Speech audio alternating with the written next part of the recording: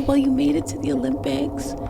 Who wants to just make it to the Olympics? Throughout society, women are not allowed to have dreams and be a mom at the same time. Oh, that's a loaded question. You were 5 months pregnant, still doing tempos. You had a C-section, and then you competed 3 months after. I'm a 2-time Olympian, and I've never had a signed deal from any major shoe company. So who does help athletes get funding? Are we doing enough to help those people? No. I've been training for 4 years. I get to the line and I'm like, if I don't win this race, I'm not making no money. Yeah. No wonder you guys are so fast. You guys are running. Literally. The first 6 months of your retirement, what were those 6 months like? Once you do something so great, how can you compete with that? What I struggle with the most is... Welcome to another episode of You Only Die Twice, and today's guest is Nikkita Holder. She is a 2012 Olympic Games participant in London. She competed in the 2015 Pan Am Games. The event took place 1 month after the passing of her father. She ran for a bronze medal and a season's best at 12.85 seconds, and she competed in the 2016 Olympics as well. In this episode, we're going to discuss Nikkita's transition, single-parent motherhood, the current state of Canadian Olympic funding, and starting a new business. Now, before we start, the best and most efficient, cost-free way to support this podcast is to like, comment, subscribe, and share with a friend. And without further ado, let's get into it.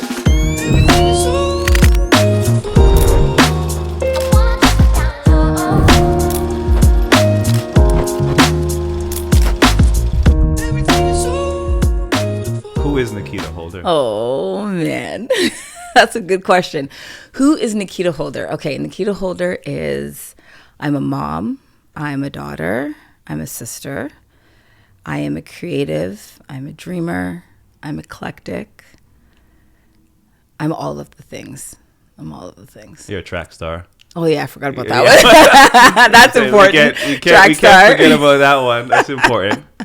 I like how you said that. We had a guest on here not too long ago, May Kotsopoulos, and she was a basketball player. She worked at Salesforce. She talked about saying all the things that can't be taken away from her first before she got into sports or anything like that. So everything you said is something that you truly are. You cannot, none of those things can be taken from you. You're a mother, you're a daughter, you're eclectic, you're all those things. So it's I'm interesting also an Olympian, and I forgot that too. I was getting to that point, but if you want to downplay your own success, who am I to stop you? You know what? I'm really shy and modest when it comes to, saying that I'm Olympian. Most of my family and supporters always say it for me. First, yes. But I'm getting better at trying to say it. I failed here, but that's okay. That's okay. Do you think that's because as an athlete, you're kind of taught and forced to be humble? You have to keep that in mind because, the position you're in, other people would die for, so you have to downplay your own success to make other people feel good. That's a good question. I don't know if I was ever taught to be humble. I feel like that's just kind of who I am. I'm not really, don't get me wrong, I can be boastful. Everybody can. Everybody can. Pop your collar a little but when bit. it comes to my athletic abilities, I was never one to boast very much. I've just always been more of a calmer demeanor. How did you initially get into track and field? Oh, track chose me. Yeah, it definitely chose me. I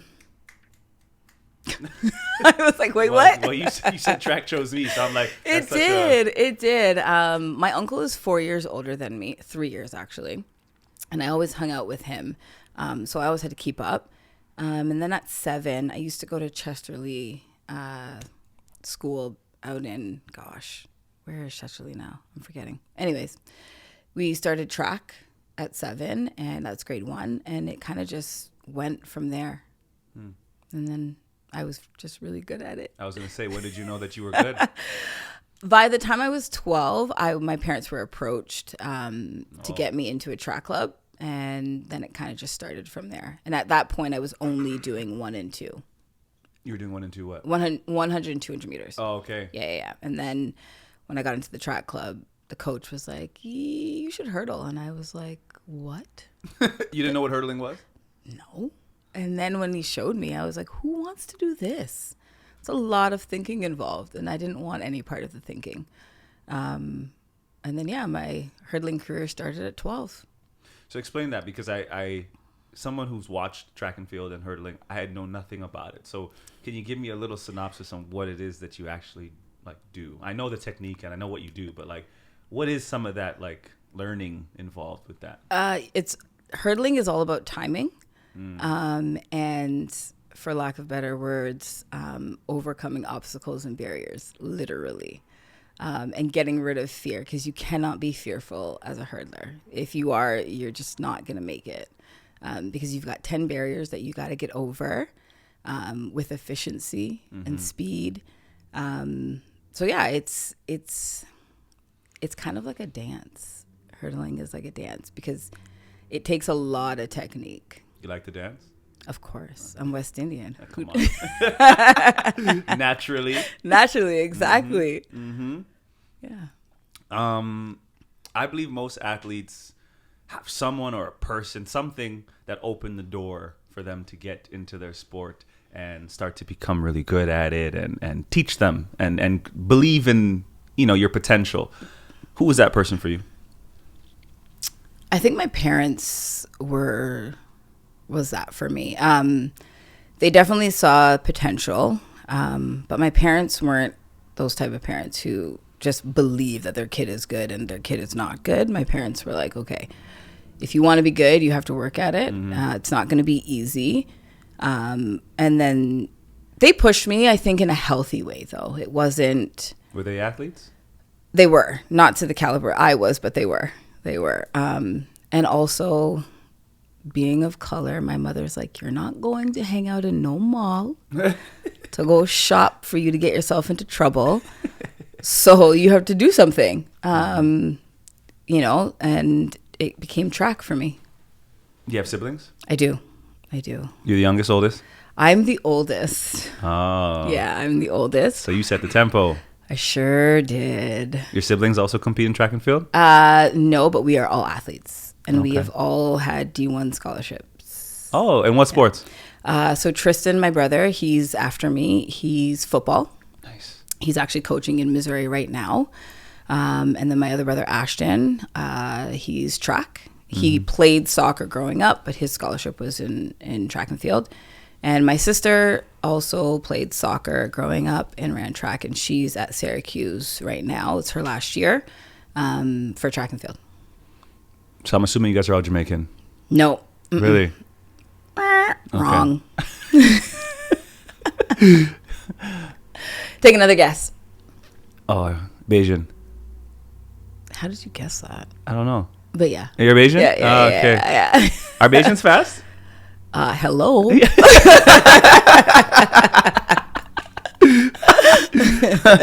Okay. I guess. Well, no taken. Yep. My son's godmother, was one of the fastest in Canada, Crystal Emmanuel. She's also Bayesian. Watch all the Bayesians come for me in the comments. Yeah, they are. Yeah. They should. Okay. So you have a monumental track career. What we're here to discuss more so is what you've done after that. So I want you to dive into what the first 6 months of your retirement, which you've unofficially done. You haven't done it yet. What were those 6 months like? The first 6 months, it's all a blur, to be honest. I felt like I did nothing. I felt like I did absolutely nothing. I felt like I got swallowed up by unsuccessful events. Because life didn't look the same. It wasn't, you get up, you eat breakfast, you get in the car, you go to practice, you're there for 6-7 hours of the day, you come back, you have dinner. It didn't look like that for me anymore. So I was a little bit lost, to be honest. I feel like I still am, but yeah, it's different. It's very, very different.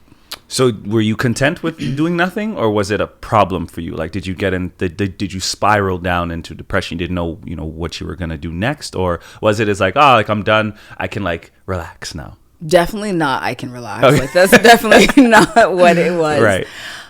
It was a mixture of a lot of things.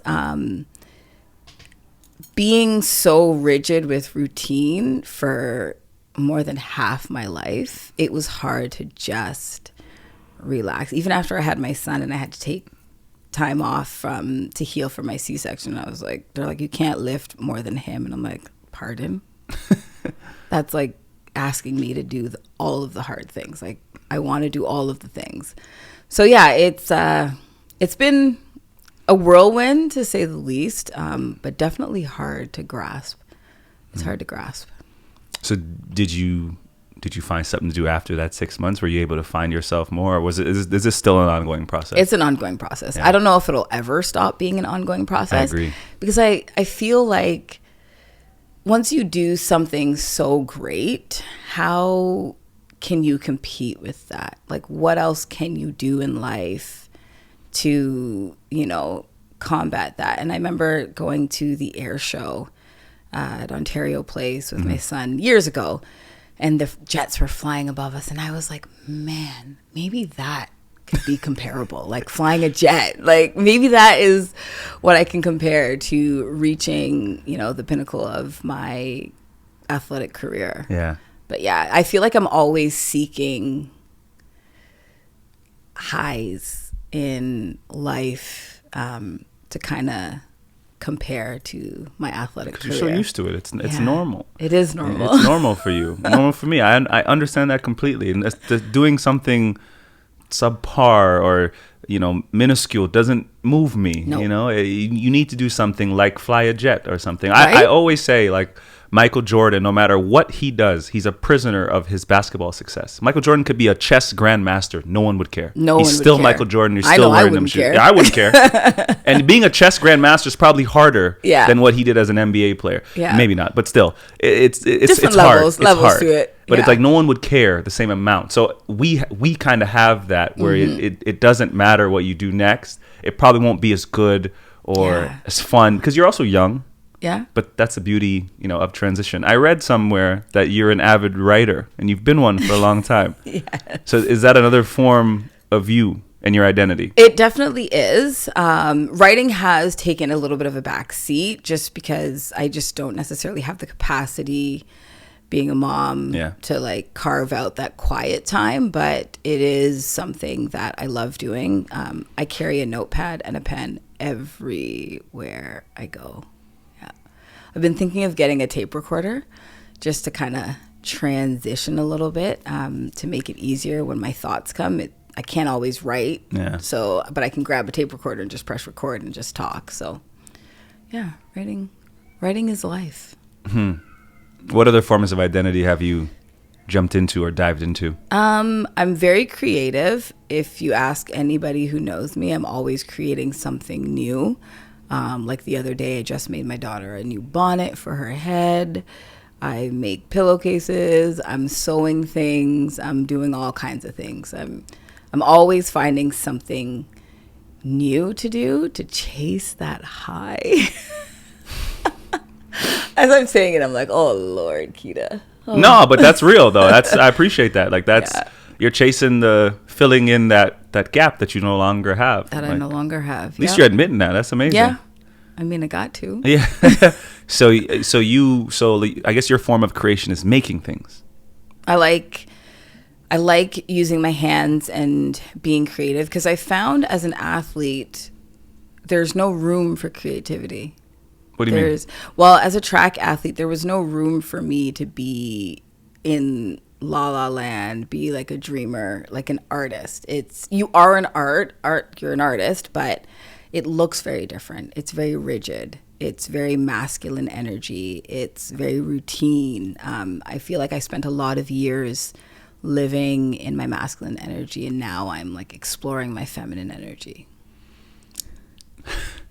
I'm assuming I can see the questions in your face. Yeah, because I'm like, well, oh, so you mean like competing? You needed to be, but isn't that also feminine as well? Like plenty of women compete, isn't just men. Yeah, but feminine in terms of energy. So when you are using your masculine energy, masculine energy is very rigid, very straight line, very routine, whereas feminine energy is seen as more flowy, more freeing. Okay. So for me, there's no getting anything done when I'm in my feminine energy. There is, but for me as an athlete, I had to be masculine. I had to be rigid. I had to be, the boundaries are up, because then I felt like things wouldn't get done and I wouldn't get to the level that I did if I was a little bit more free, a little bit more carefree. Like, it just doesn't work for me.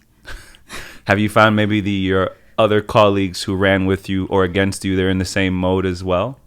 Definitely think so. Okay. Yeah, I think so. I think you kind of have to be.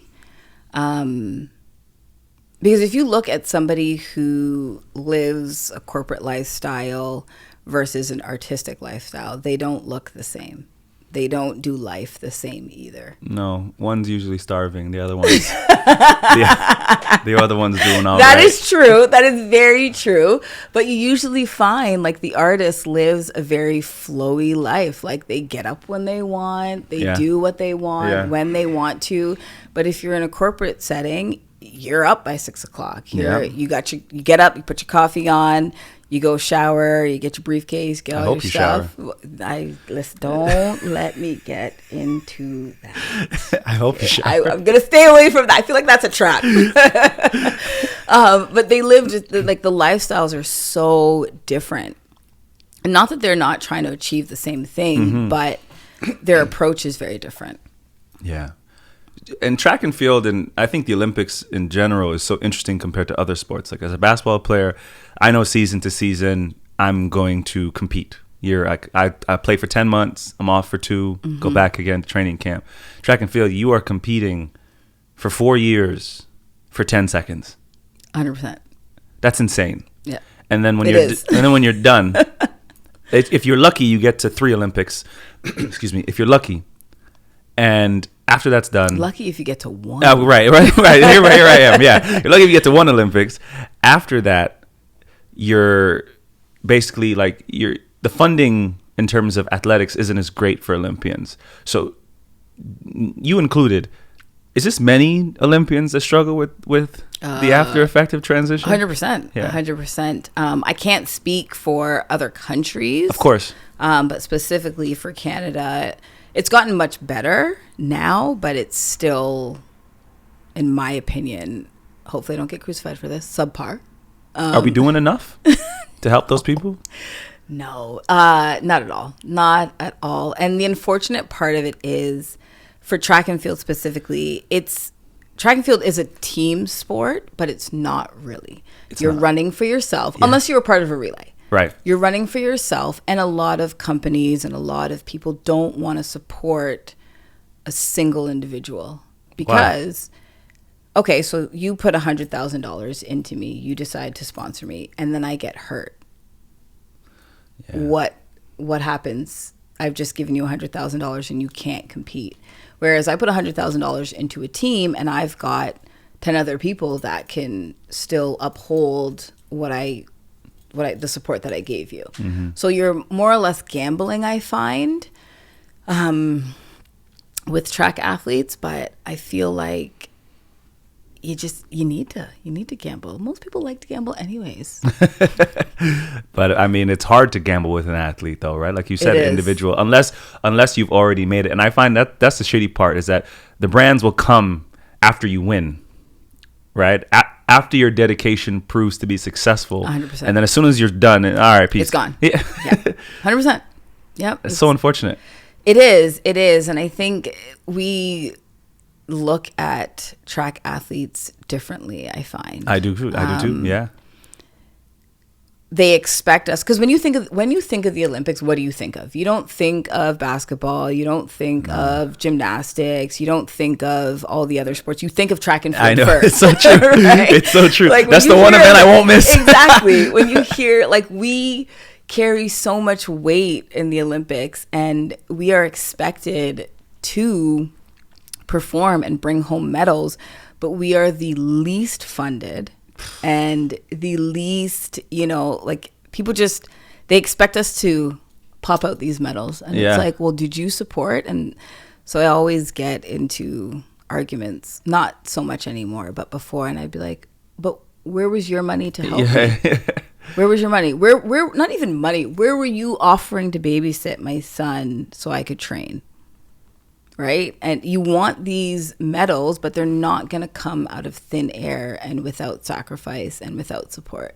So who does help athletes get funding? Like how did, like, are you self-funded for training when you were competing? So Athletics Canada does it's called a program called carding. Yeah, I've been carded. Right? Yeah. So you know the process. Yeah, you have to meet certain qualifications and then you get carded.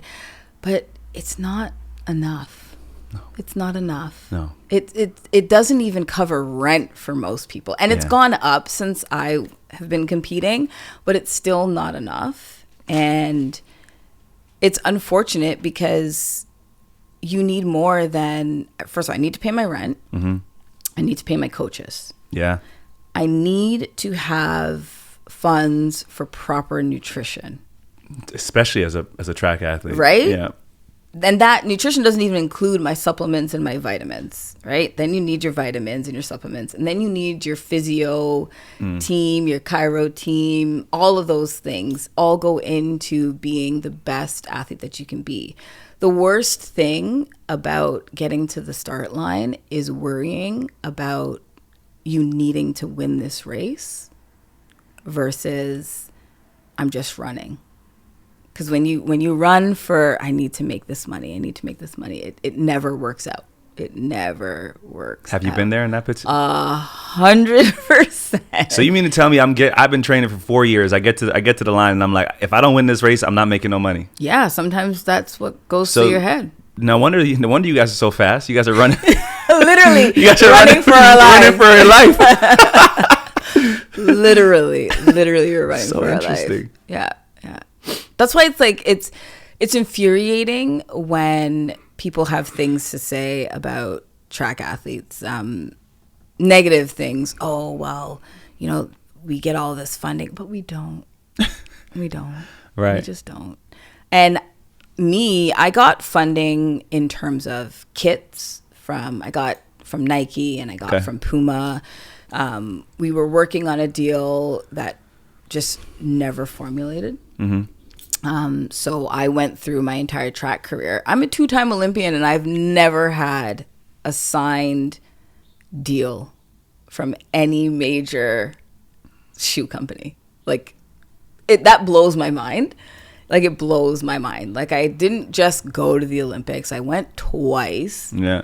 And did well. Yeah, I did well. Yeah. I've been top 10 around the world, top 5 around the world, like in the Diamond League, and like nothing. Crickets. You even have the Olympian ring on your finger right now. Right?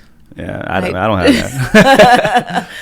But yeah, it's a different world for track athletes, I think. So with all that being said, it's fair to say that your identity from first grade was tied into track and field and athletics and sports. So what does identity mean to you, and how do you think track and field has shaped that now? Identity. It definitely, I don't think I'll ever stop being a track athlete, whether I'm competing or not. And it's usually the first thing that comes to mind when I think of who Nikkita is. And it's usually the first thing that a lot of people say about me as well. It's definitely shaped who I am today. The discipline. It's funny because I feel out of whack and out of sync when I don't have a routine. When I'm just being, even though I'm intentionally trying to be more in my feminine, it throws me off because I'm like, oh my gosh, like I gotta get up. Mm-hmm. Like I gotta get up, kitty, you gotta get up. So it's a hard transition. But I mean, you kind of got to take your wins and your losses as you go. Yeah, I completely agree. So what do you struggle with? Oh, really? Raising my kids right? That's subjective. Yeah. What I struggle with the most is, I guess, combating the definition of success now that I'm not Tell them. An athlete. Same. Because I have such a high expectation of what success looks like. And I'm doing none of those things. Yeah. Like none of those things. So you think. So I think it does look different, but my brain hasn't caught up to the way that it looks now. So That's definitely what I struggle with the most, I think. Because success for you was one thing for so long. For so long. And every day you go to sleep. Like I remember as an athlete, like you go to bed. I knew what I was doing the next day. 100%. And I knew the goal that if I did that thing the next day, it would lead to the bigger thing that, I was trying to accomplish. So when you lose that, you have to, you're still trying to chase something, but it's like, it's not as monumental as the Olympics, or in my case, trying to make the EuroLeague or whatever, whatever the case is. So it's a little bit different. And I find that it is a big struggle. So how do you cope with that? And how does it come? Like, how are you finding yourself successful? Are you giving yourself grace? Grace, that word. I take it that's a no.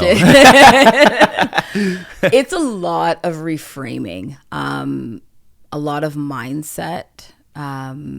It's a challenge daily. And I have to, like, again, give myself compassion to know that my life looks very different now.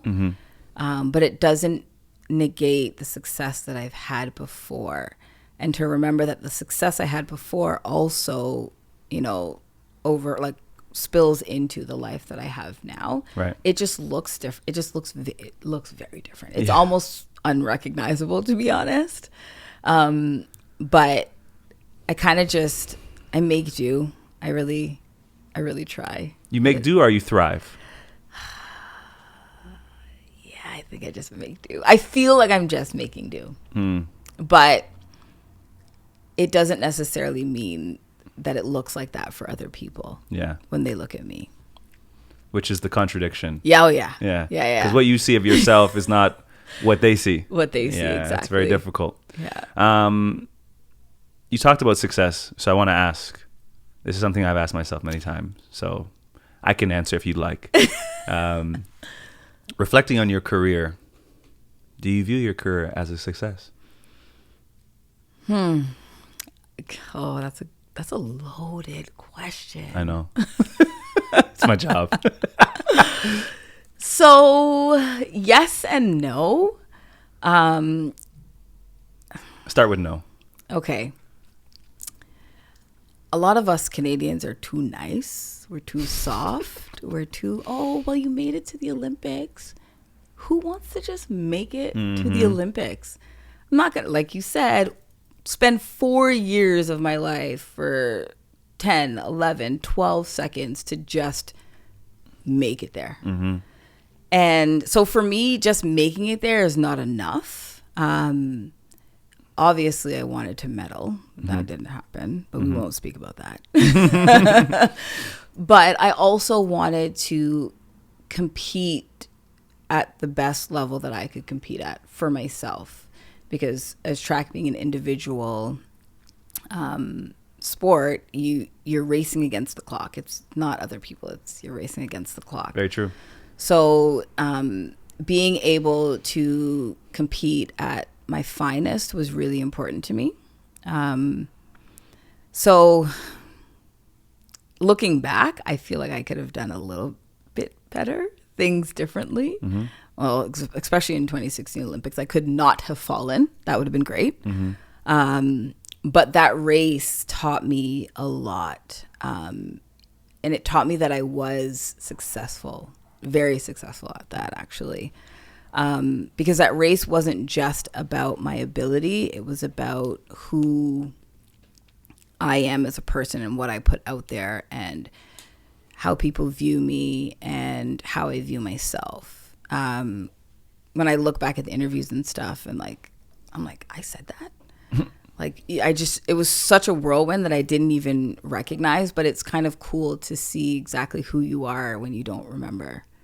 Yeah. When you don't remember the moment. So that was a very good, successful moment for myself. Because, a lot of people tell you who they are, and then you watch and you see them, and they're not anything like who they tell you that they are. So being able to see who I actually am was kind of profound and really interesting and enlightening. Do you go back to that moment and try and be that person in today's world of trying to be successful now? I always say I want to be the person I would have needed. So I think I don't necessarily go back to that particular day, but just in general, if we're going to talk about like growing up and stuff, I always want to be open and transparent for people, because growing up is hard, man. Yeah. It's hard. Being an adult is hard and overrated. But I like to be open and, say all of the things that most people are thinking that they never want to talk about or say. Right. Because most often we always feel alone, but we're really not. Yeah. But nobody talks about it. Yeah. I've often said no problem is unique. Someone's probably experienced it before. 100%. Yeah. You faced a lot of personal challenges in your career. I sure did. And you went through a divorce. Yep. You were a single parent, still competing. Do you think you used athletics to not have to worry about all those things? Athletics became your escape from dealing with the realities of your divorce. And my second question to that is, you had an interviewer, another person, a reporter, ask you about these things. And as an athlete, you're subjective to that. And now that you're not, like, no one's going to ask you about that. But as an athlete, it's kind of like you are. So we'll go back to the first one. Did you use sports as a way to mask all the other issues? I don't think I intentionally used it's never intentional. I think it just was a matter of circumstance. Yeah. Again, going back to the masculine and the feminine, there was no room for me to deal with those emotions if I wanted to be successful on the track. So I had to compartmentalize. I had to separate myself from what was going on in my personal life versus my career life. Again, my coaches were great for this. They gave me a bit of grace time, and I took it about a week to just kind of do nothing. And doing nothing didn't mean doing nothing. It meant coming to practice and doing tempo and being active, because for me, being active it freed my mind. Mm-hmm. It freed my mind. So I had a little bit of downtime to do that. And then it was to get back in the game and get back to doing what I needed to do. So yeah, in a way I used it as a blockade, and in a way it helped. And to my second question, which was about the reporter, do you miss that? Do you miss being asked those invasive questions? Or, do you like now there's the quiet? Of course I miss it. I mean, I'm shy and I'm awkward, but again, to what I said before, it gave me a chance to be open and transparent with the rest of the world, being asked questions and being put on the spot. But yeah, I do miss it. But let me tell you something. My son asks me questions all day. So I'm always being interviewed. Exactly. Fair. So yeah. Has anything you have done since you retired mattered to you? Who said I retired? Oh, sorry. Never mind. You didn't retire. Has anything you've done since you stopped competing last mattered as much as track and field? Have you had the same vigor and energy for doing the things that you're doing now as track and field? That's a good question. Thank you. Wrote it myself. I'm gonna say no. I don't think so. With the exception of raising my kids and trying to raise them with an open mind and worldly, if you will. I don't think so. It's fair. I don't think so. I don't think anything I've done has mattered as much, and I've had as much excitement for than hooping. Like, I absolutely nothing thus far, and I know life is grand and there's so many more things that I have yet to experience, or hopefully I can, but in terms of like just passionate obsession and purpose, I don't think there's anything else that I've done thus far. We should probably go get our piloting license and go fly jets. Honestly, we might do that after this. We might have to do that. We might have to. So now that you're no longer competing and we're pausing on that. We're just pausing. now that I'm no longer competing and you still are. What motivates you each day? Oh, that's another loaded question. What motivates Nikkita each day? Such a boring answer. My kids. My kids. But to be honest, my children do, and just learning more about myself each day motivates me because I've changed so much. And by change, I mean I've really started to embrace who Nikkita is and not look at any of it as a negative or over positive. It's just who I am, and just embracing who I am motivates me because I feel like every day I'm learning something new about myself, and I'm just like, wait, what? From your kids or just in general? Just my kids and in general. Right. Like I feel like, especially with the way the world is changing and evolving, I'm learning new things. You talked about this. You've mentioned your kids a few times, so I'd love to ask. And for people who don't know, you were still competing while pregnant. Yes. That's a whole other transition. That no, that's insane. I don't know how you were 5 months pregnant, still doing tempos. Yeah. And then you had a C-section, and then you competed 3 months after. Yeah, maybe. At 20, how old were you? 26, yeah. So please talk about how you did that. How that in itself should be its own episode. But how are you a mom and still running track? What I find fascinating is how fascinated you are by that. That's amazing. For me, it's just what I had to do if I wanted to be great. Like I don't look at it as, oh my gosh, like, oh. So it's kind of nice. So thanks. You're welcome. Yeah, no, it's impressive. That's impressive. Yeah, it's just something that I had to decide.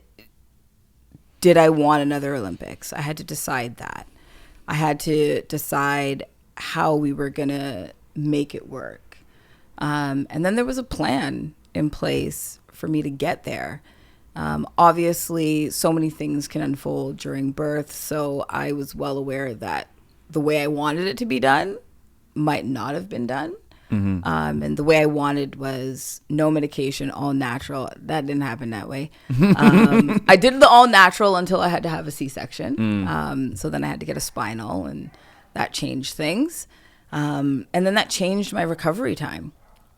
It went down from 8 to 9 weeks to 15 weeks. And that changed things a lot. And of course, it was that long because we had to make sure that the incision was healed inside and out. But my son was born in October, and by April, I was competing again. And yeah, it was... not just competing, trying to win. Yeah, I can't lie. I was trying to win still. I came 5th at my first nationals back.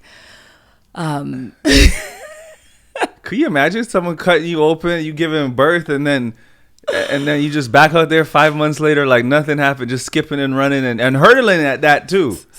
That's a lot of core. Yeah. So is there a stigma around that, like coming back after giving birth or like changing? Because I know, like for example, like with models and stuff, like like we talked about this earlier, you can't. It's not. I would say it's not frowned. Like I'm not a model, I don't know. Yeah. But like it's probably not the smartest thing to do to have a baby and then come back because they might look at you different. Did you feel that way?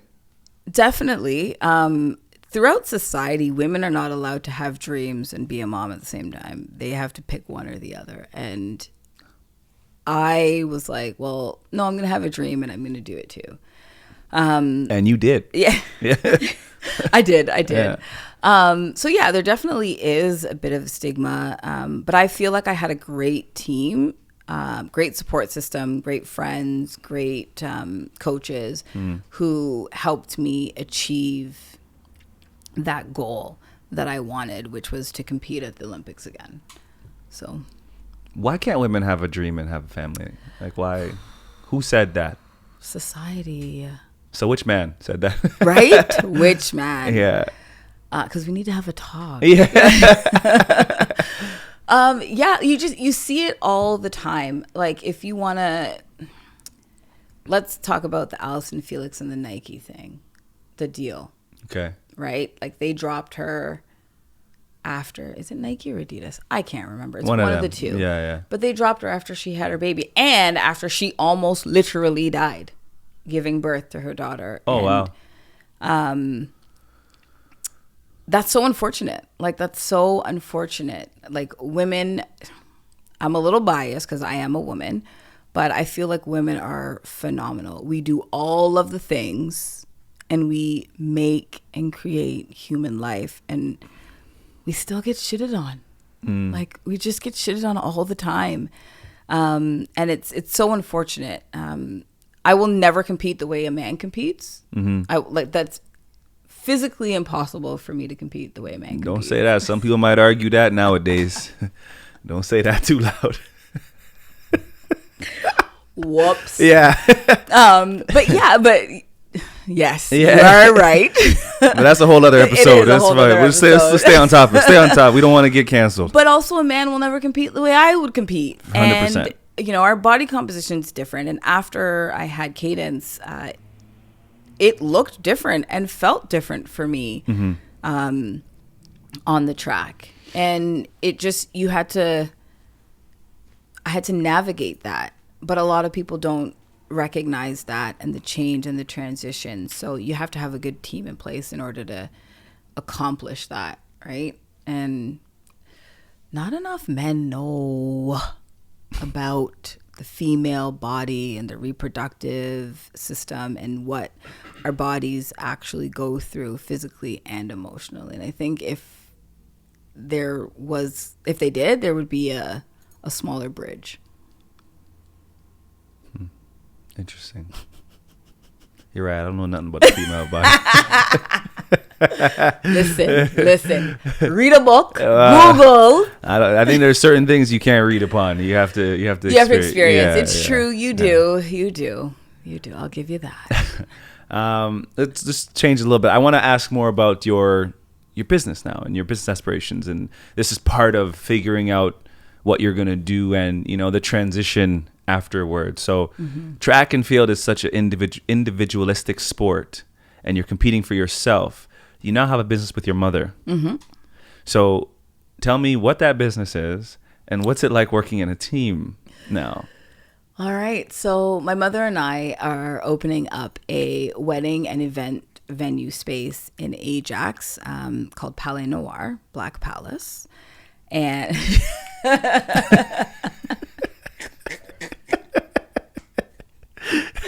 I'm sorry. I can't. I know, I'm stupid.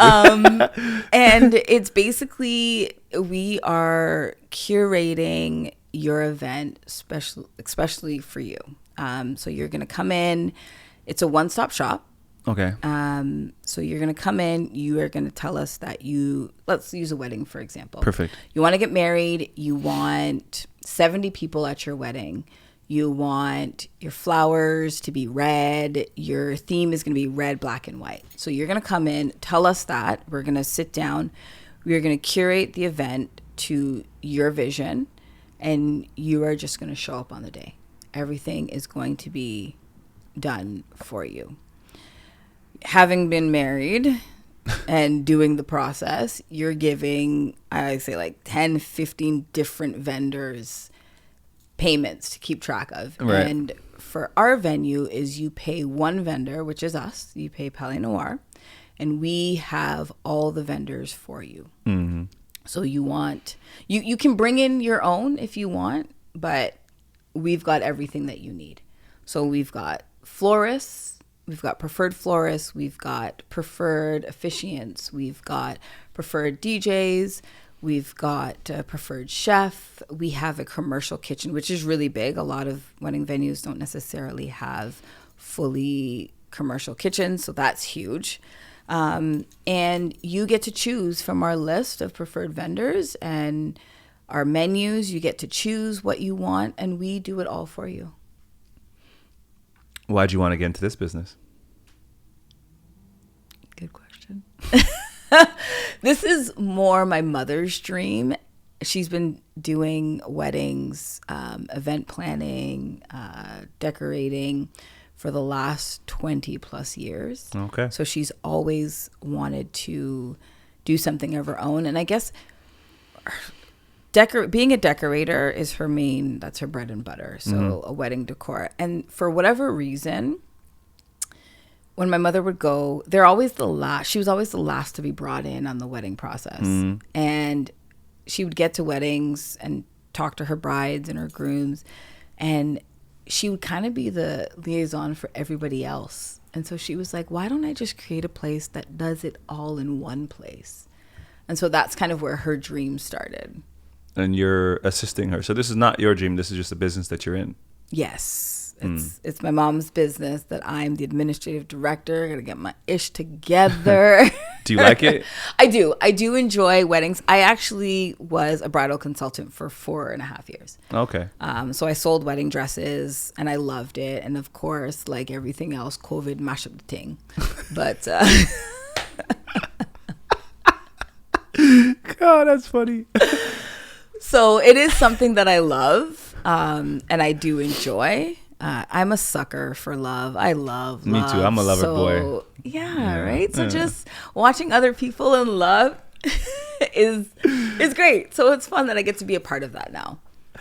I know you're comfortable now because anyone who say, yo, mash up the ting, I know you're you're good now. You're good. You might have been a little nervous in the beginning, I was nervous before. Mash up the ting, yeah, you're good now. So what's it like working in a team?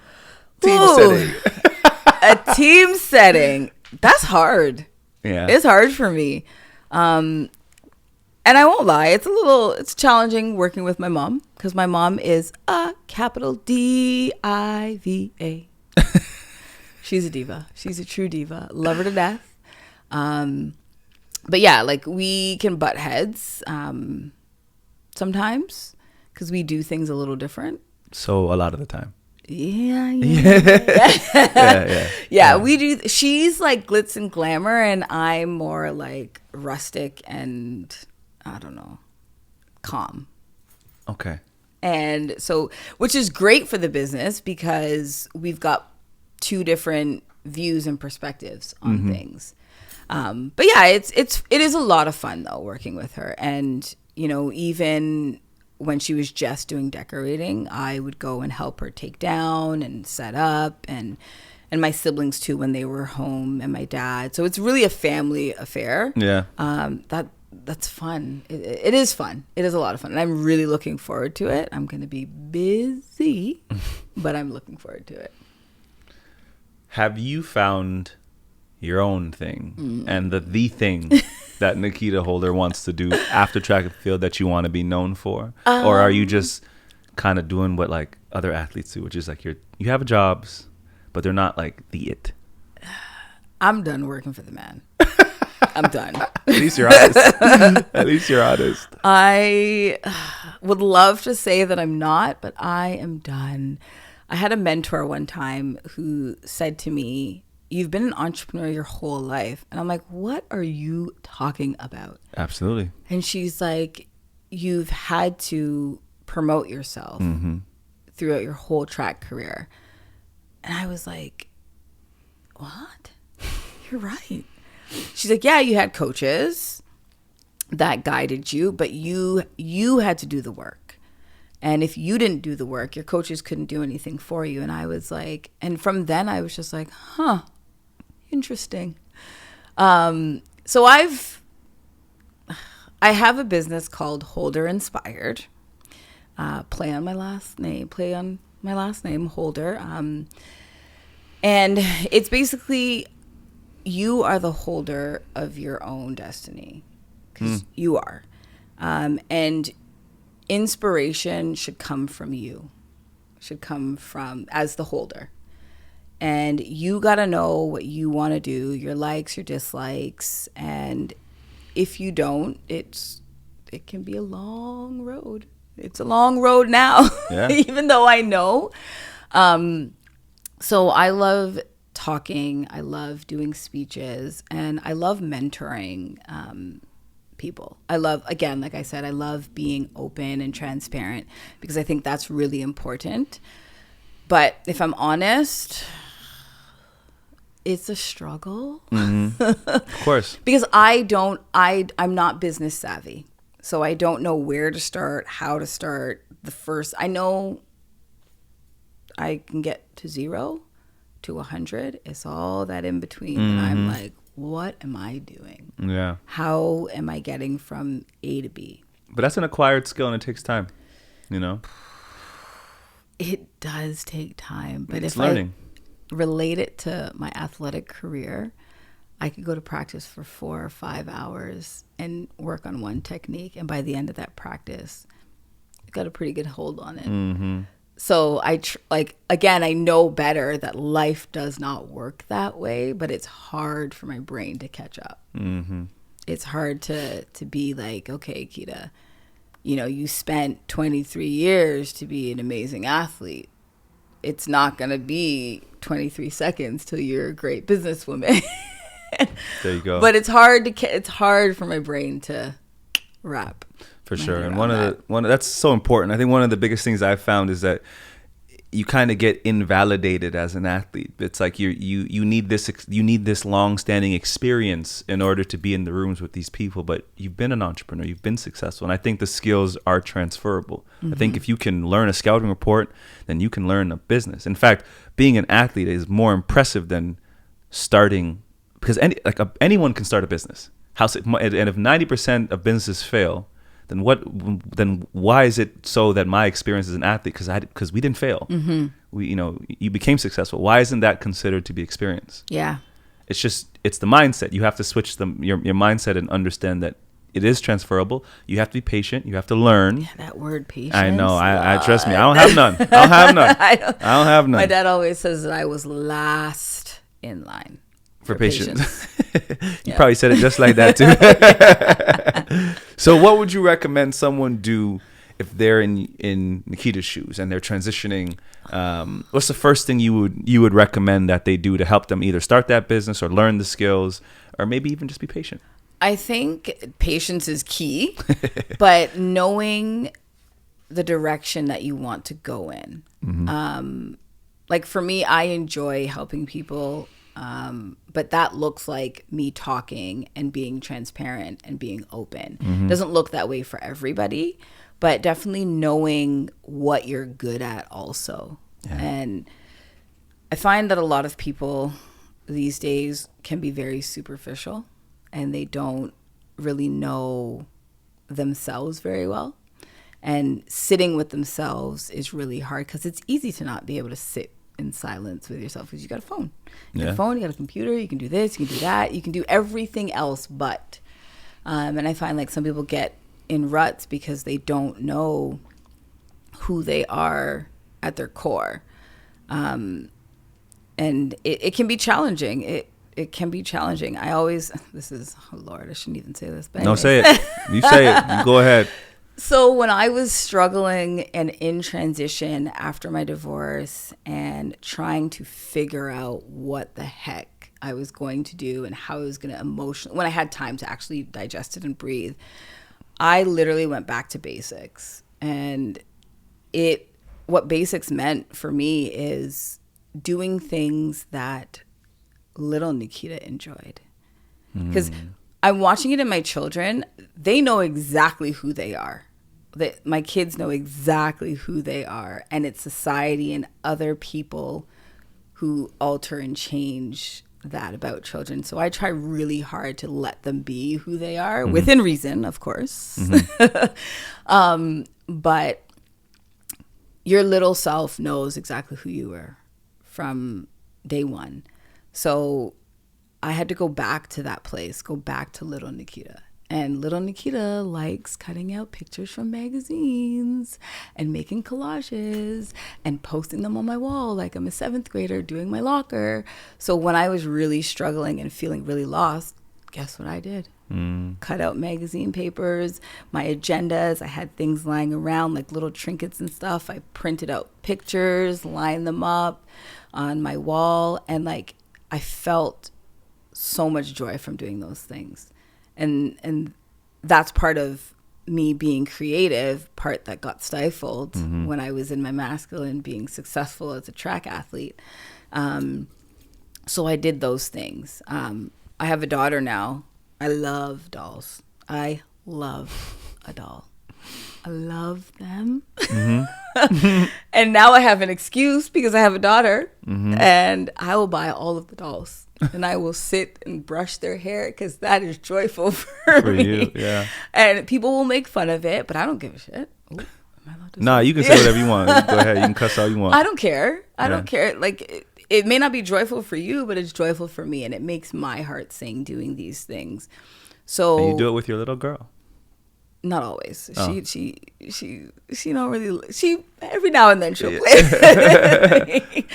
But like those are things that I do to like ground myself. Yeah. And bring me back to basics. And I feel a lot of people don't do that because there's so many distractions that they don't have to. They have an excuse. Oh, well, I was too busy. I had to do this. I had to do that. And it's like, well, no. Another thing for me that I love doing is grounding myself. I will walk barefoot any chance I get. Any chance I get. I love feeling the earth underneath my feet. When I'm feeling anxious, it's crazy because I never realized a lot of the things that I do actually help me until I realized. For example, I often will sit on the floor in my kitchen and drink my coffee. People are like, why are you on the floor? Like, go and sit down on the couch. And I'm like, no, it physically calms me being on the floor and drinking my coffee. Interesting. Never heard of that one before. And a lot of us miss these signs and these things about ourselves because we're so busy about everything else. But there are signs all the time. All the time. I sound so hippy dippy. No, sound great. Sound great. But there's signs. We just have to pay attention, and we're losing sight of paying attention, I think, which is making it harder for everybody. So you have transitioned well. Look at that. Look at what you just said. You think so? Oh, That's successful. Like if you can sit on the floor with yourself and sit with your thoughts. I mean, I love it. that's amazing. It's like the best thing ever. Yeah, It's the best thing since sliced that is a bread. form of success, in my opinion. I do. I agree. This is something I haven't asked before, but it's something I think is important. Are you happy? Ooh, that was a good question. I am. Yeah. I am. It took a while for me to get there because it looked different. It just looks very different for me. But as I've gotten older, there's so many things that have been put into perspective. And happiness is literally what you make it. It's what you make it. And for me, every day, being able to wake up every day, that's amazing. Being able to smile is amazing. Like, it's all these little tiny things that when you're younger, you don't really care about. It changes you. And yeah, it's watching my son play soccer is like so joyous. I'm like, oh man, I don't know nothing about soccer. It's been 3 years he's been playing rep soccer. See, exactly, right? Yeah. I'm like, he got a score or a goal. My dad's like, can you learn the lingo? And I'm like, I don't know. But that to me is happiness. Watching my daughter like want to be exactly like my son is happy. And the joy on her face that, you know, some days I'll go into a room and she don't want me. I'm like, all right. So I walk right back out. She wants my son or her dad. And like, but that, again, like I said, kids know exactly who they are. They know exactly what they need, when they need it, and how they need it. We just don't listen enough. Interesting. Have you found that you listen to you enough? Yes.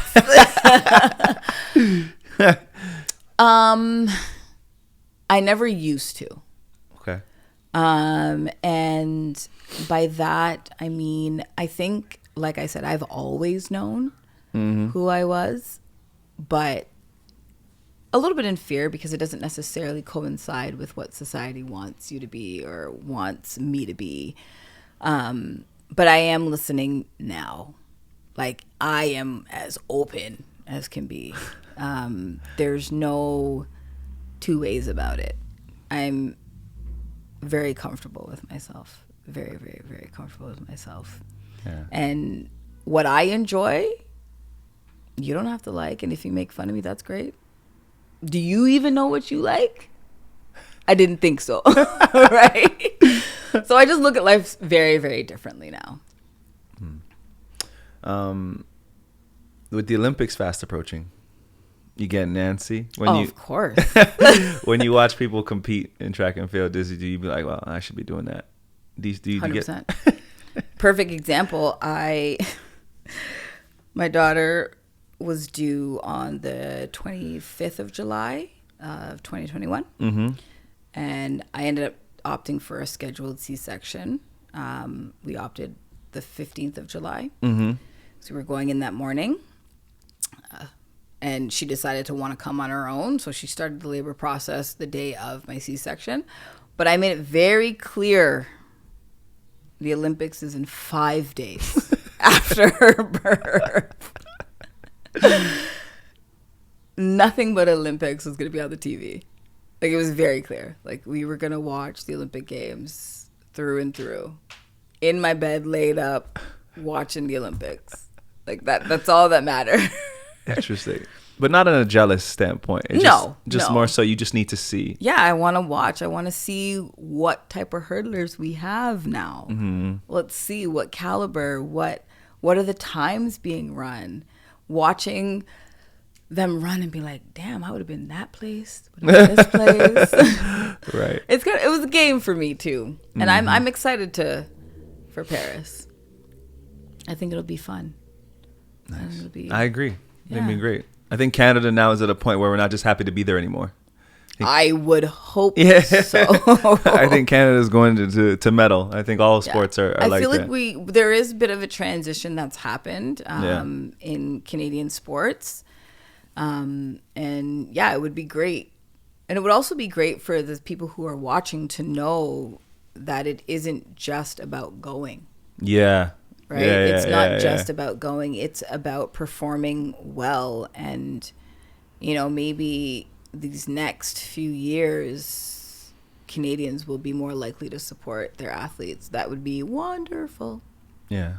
And I think making something better than when you started is what it's about. And obviously things have done that. So we're on the right track. I hope so.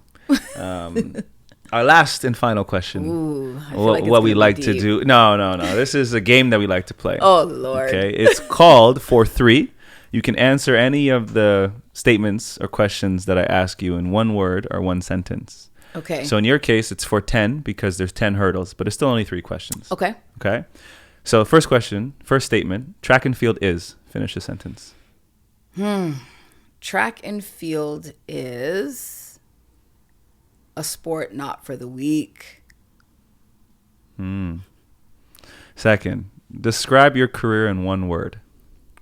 Victorious. If every athlete had to follow one rule for a transition, what would it be?